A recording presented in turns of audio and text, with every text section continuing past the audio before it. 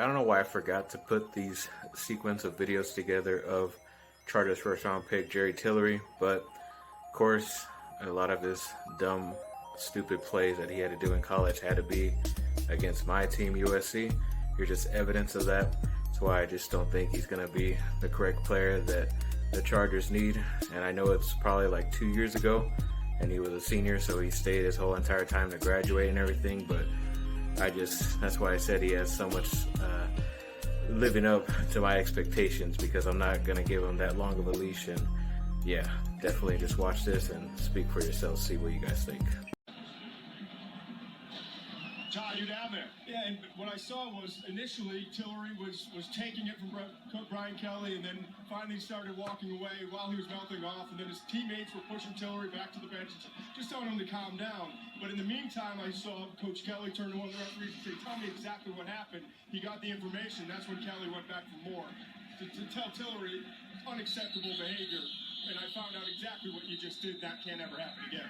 Two unacceptable acts of behavior. Yeah, and I don't even think that Brian Kelly saw that first one. That's an injured player on the field. Who knows? He might have a neck injury, head injury, or whatnot. And Tillery just takes his foot and nudges his helmet, and everybody saw this.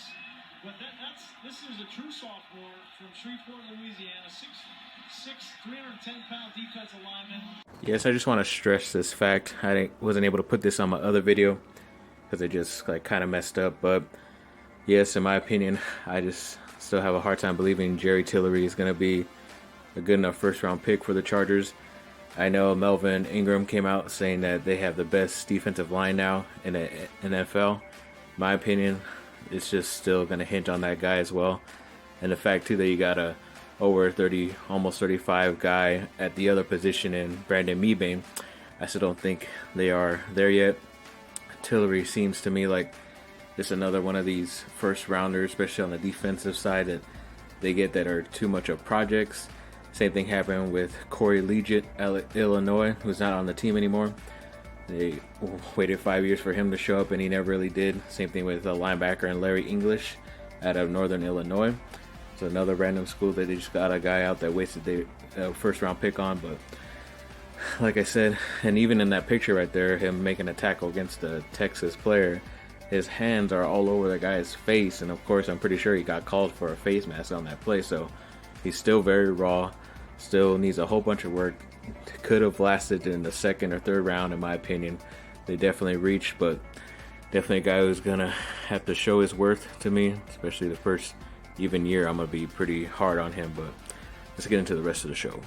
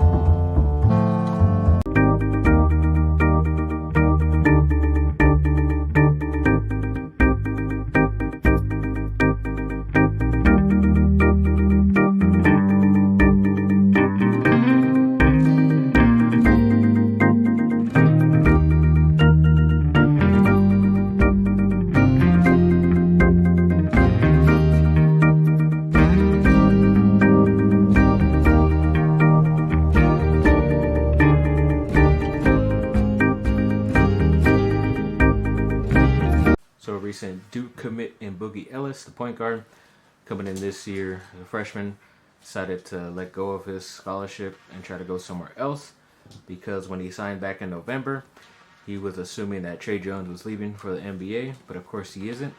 So now he just wants to go to a team where he can be the number one point guard. It's not his fault. He just thought that's what was going on at Duke. It doesn't matter. It's all good. So good luck to him.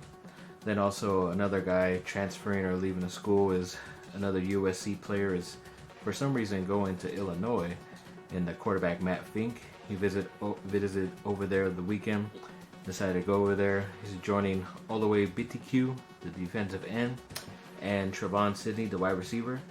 So apparently he thinks he can start right away over there, which is pretty crazy how Illinois has become USC number 2, but we'll see where everybody else is. I think Bayless Jones, the other wide receiver for USC, still hasn't decided exactly where he's going, but pretty sure he'll make a decision coming up soon, since the semester should probably be over for colleges as well.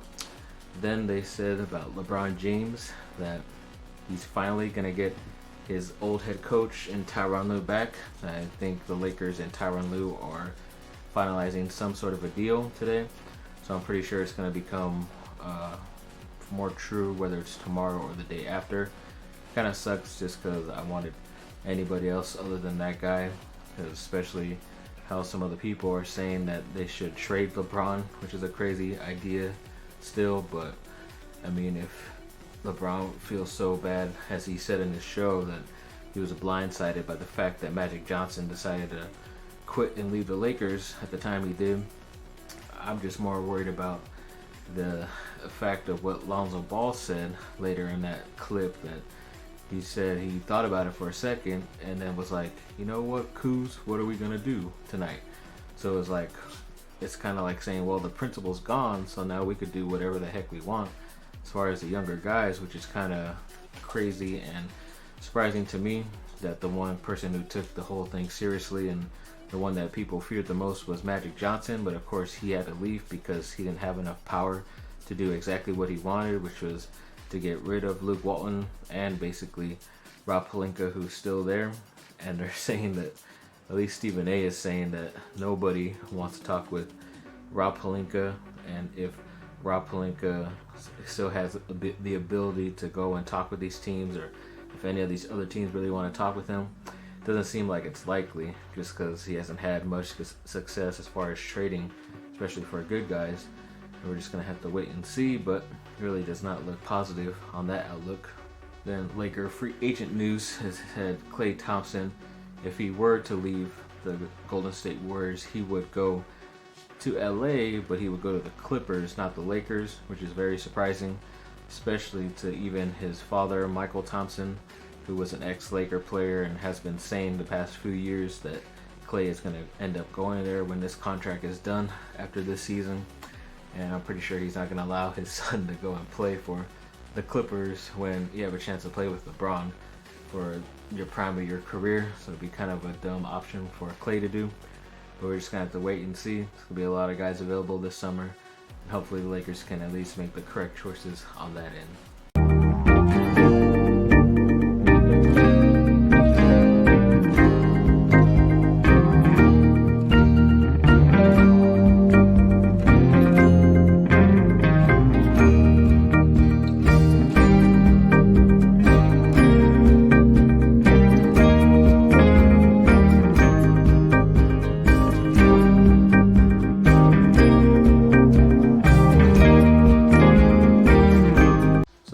Green, an ex-Duke shooting guard who's been in the NBA for a bit, bounced around a few teams as well, finally decided to retire. Even though he's like 31 and still pretty much athletic, I think he had too many either hip surgeries or leg surgeries as well. So decided to call it quits, but congrats to him. Too bad he couldn't have won a championship or been able to be a little bit more healthy, but it's all good. He still had a pretty good, successful career. Then Chris Brown, the guy I alluded to on the other video, that the Chargers had signed as an undrafted player at a USC, the guard. I told you I had kind of high hopes for him to make the team, since one of those 19 guys always ends up making the Chargers roster. So I had high hopes for him, and it looks like on that PFF, Pro Football Focus, whatever they go through, they run everything through stats, and they said his stats were just as good as any of the top guys drafted. But it's just weird how he doesn't even get drafted at all, but his numbers are as good as those guys, which is really strange to me how some people look at numbers and all this other stuff and how it's supposed to be good. But as far as that looks like he should be able to make the team. I hope he does, because I think that's definitely a position of need for the Chargers, and he's definitely going to be a really good asset for them. Then also Rodney Hood hit the game winner, or a few clutch shots in that one game for the Portland Trail Blazers against Denver. ex-Duke player, obviously. And then even Seth Curry was going pretty good for the Portland Trailblazers, who's an ex-Duke guy as well. But for some reason, even though he scored 17 points in a limited amount of minutes, they still took him out pretty early, which is kind of surprising. And I kind of think that's why that led to the reason why they ended up losing that game anyways. So you got to keep these Duke guys in if you guys want to win in the playoffs, what I'm telling you. Then the Pac-12 commissioner, Larry Scott, said they don't really plan on changing the 9-game structure of the Pac-12 conference schedule. So no matter what, since there's 12 teams in the Pac-12, you're always going to get a mix of 9 of those teams at least, and then you get 3 teams out of that conference to schedule to play. But because USC always has to play Notre Dame anyways, so it's basically they can only choose between 2 teams.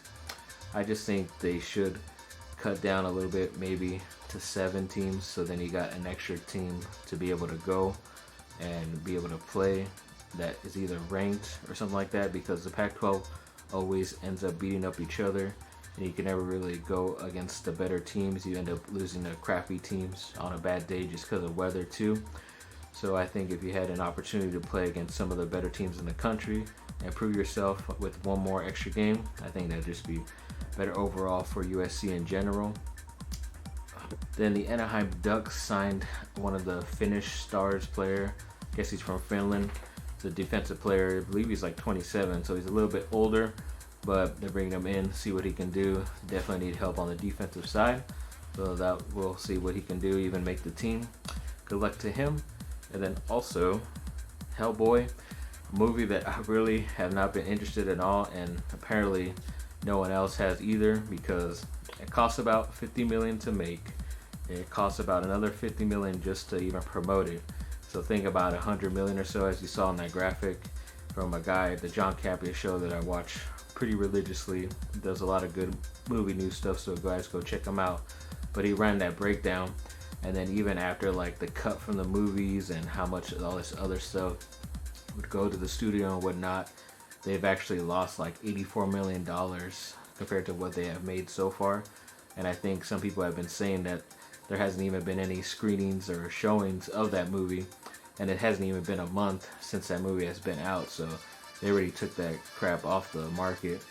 I mean, it's kind of obvious that you don't give Guillermo del Toro the right amount of money to make a good movie. He probably could have made a lot more instead of being in the red, just because I know he was asking for 90 to 100 million. Obviously they only gave this movie 50 million and it totally bombed. And at least Guillermo del Toro's Hellboy's movies at least range from the 60 to 80 million before, and they both made over $100 million as well, or close to that altogether. So it was obvious that it was more successful with him and with Ron Perlman as Hellboy, but that's just my opinion. Thanks for watching, people. Like and subscribe, comment down below, let me know what y'all think, and have a great rest of your day.